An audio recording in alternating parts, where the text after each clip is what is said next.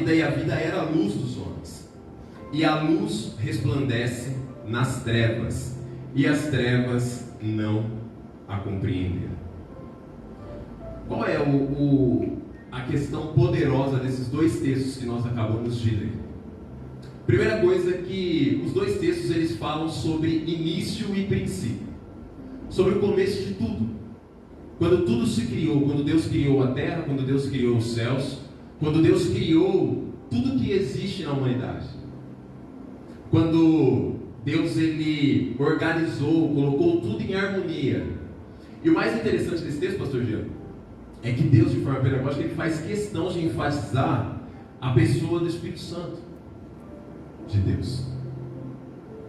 Então, quando a gente olha para o texto de Gênesis, ali no início, nós conseguimos entender que Deus ele foi criterioso em enfatizar, em dar ênfase à pessoa, ao agente de transformação que é o Espírito Santo de Deus. Então, ele também vai fazer questão de falar algo poderoso, porque ele vai dizer, no princípio era a palavra, e a palavra estava com Deus, e a palavra era Deus.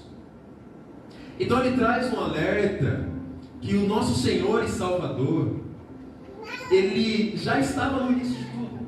O que nos mostra isso? Nos mostra que na criação de algo tão perfeito, como por exemplo a criação do universo, esse universo que você vê, já estava a presença do Pai, do Filho e do Espírito Santo.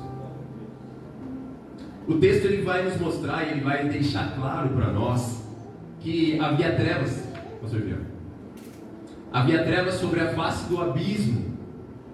Era um universo totalmente desconfigurado, um universo que não tinha harmonia nenhuma, um universo que estava envolto a trevas, a escuridão, em um abismo profundo. Mas o que isso nos leva a perceber? Nos leva a perceber que mesmo diante do caos, mesmo diante de toda a escuridão, mesmo diante de todos os problemas, aonde há a habitação do Espírito Santo à vida. Vai dizer também que todas as coisas foram criadas por intermédio, tudo que existe, tudo que nós vemos, foram criadas por intermédio de Cristo. Então é natural que quando Deus ele lança a palavra e diz que haja luz, e naquele momento houve luz, é porque ele estava recitando a pessoa de Cristo. É porque naquele momento ele estava lançando a palavra. E o texto vai nos dizer que Jesus é a luz, que Jesus é a palavra, que Jesus é quem dá a direção, que Jesus é quem conduz as nossas vidas. Então assim, independente da escuridão, independente de qualquer problema, independente de tudo,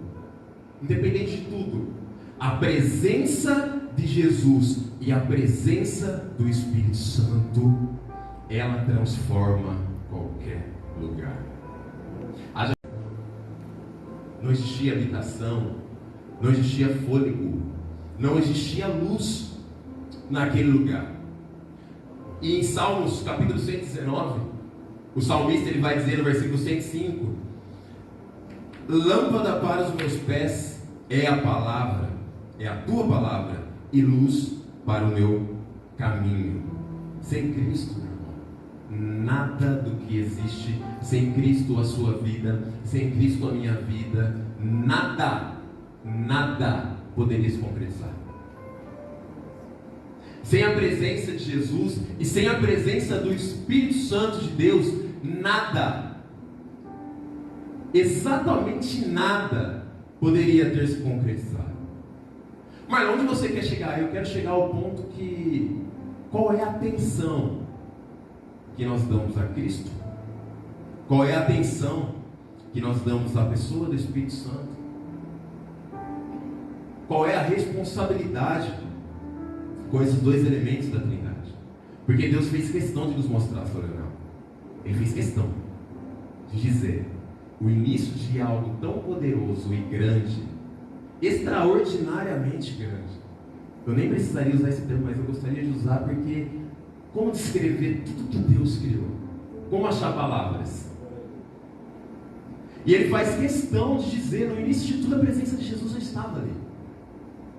Então, para se construir algo grande, para se transformar qualquer coisa que esteja em volta de trevas precisa da ação de Jesus e precisa da ação do Espírito Santo de Deus.